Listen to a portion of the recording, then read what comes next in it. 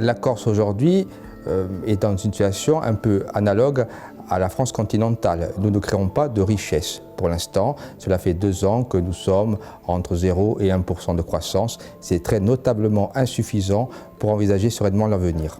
Il faut restructurer totalement l'économie corse, ce qui veut dire qu'il faut mettre des mesures, qu'il faut lancer des mesures pour créer de la richesse. Et pour créer de la richesse, il faut des nouvelles structures, des nouveaux métiers liés par exemple à l'environnement ou liés également aux ressources que l'on peut tirer de notre terre. Idéalement, la Corse doit se développer sur le concept de l'environnement durable. Préserver évidemment notre terre, nos richesses.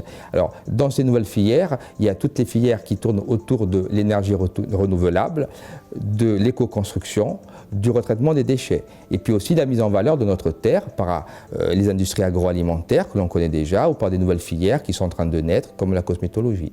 Bien entendu, il y a des freins, et ces freins, cela fait longtemps qu'on les connaît. Nous avons toujours le handicap de l'insularité.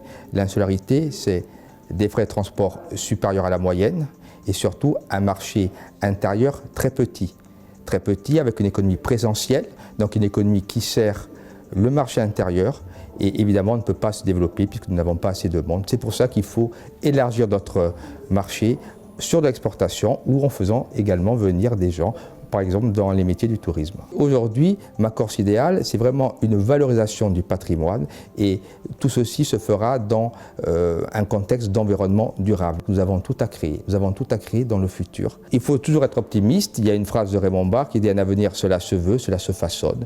Et c'est vraiment une maxime qui est adaptée à notre développement.